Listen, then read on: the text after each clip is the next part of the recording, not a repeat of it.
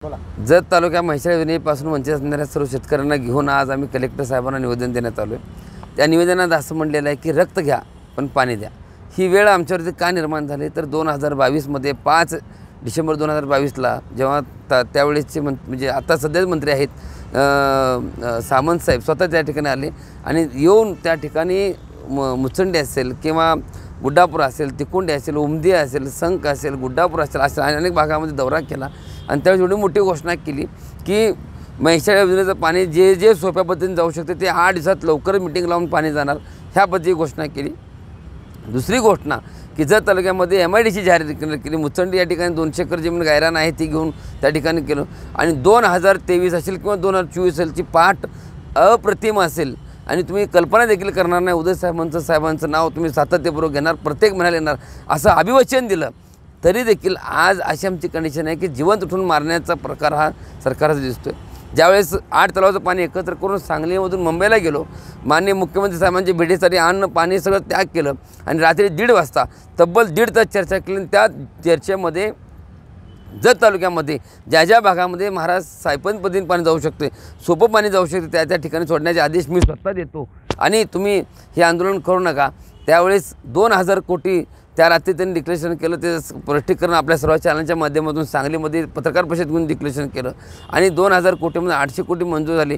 ती तत्वता मान्यता, त्यानंतर ती विस्तारित म्हैसाळ योजना, त्याच्यापेक्षा आम्हाला जत तालुक्यात जे पाणी आलं आहे, जे पाणी आमच्या हक्काचं आहे ते पाणी आम्हाला मिळावं ह्या प्रमुख मागणीसाठी आलो आहे। रक्त घ्या खरं पाणी द्या आणि हे जर करून जर तुम्हाला जर जीवन ठेवायचं नसेल तर आम्हाला इथून डायरेक्ट कर्नाटकात पाठवून द्या, आम्हाला कर्नाटकमध्ये राहू द्या।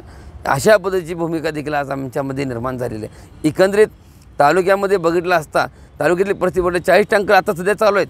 2019ला 108 टँकर चालू होते, 36 चालू होत्या। त्याच्यापेक्षा बेभावत परिस्थिती ह्यावेळेस आता निर्माण आहे। फक्त तोंडाला येऊन पाणी पोचलं जाते, 2 दिवस पाणी चालू होते, तिसऱ्या दिवशी पाणी बंद होते। कुठं मोटर खराब झाली, कुठं काय खराब झालं। एकीकडे मंगळ्या तालुक्यापर्यंत पाणी जाऊ शकतं आहे, सांगोल्यापर्यंत पाणी जाऊ शकतं आहे, पण जत तालुक्यामध्ये पाणी सोन्याळा आहे, तिकोंडी आहे, वड्यापत्रातून पाणी जाऊ शकते।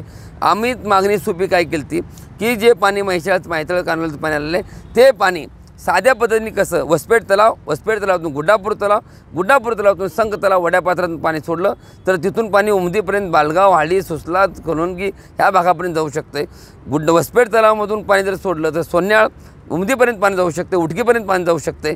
त्याचबरोबर बेसल शेजाऱ्यापासून कोळगीर तलाव आणि कोळगीर तलावातून सुरडी तलावामध्ये पाणी सोडतं, तिथं कॅनल आहे, तिथून पाणी जाऊ शकते।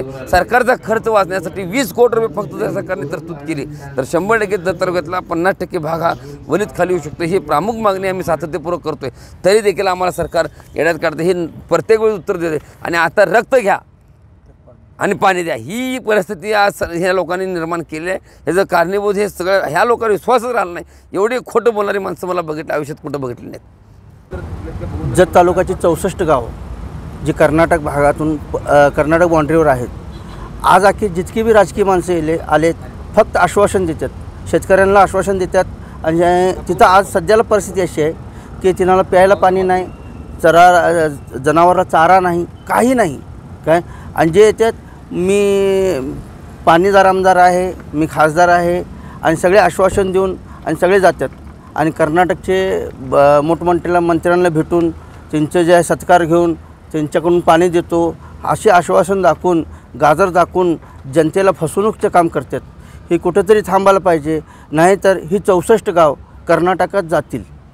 आत्ता परिस्थिती काय सध्याला जत शहरात ही परिस्थिती आहे की प्यायला पाणी नाही। 8 दिवसाला एक दिवशी पाणी सोडतात आणि ते 500 लिटर ते 300 लिटर पाणी होते। ही जत गावाची सध्या शहरची जिथं नगरपालिका आहे तिथे ही परिस्थिती आहे, तर इतर गावात काय राहील। 120 खेडे आहेत आणि 120 ग्रामपंचायत आहेत आणि 145 गाव आहेत।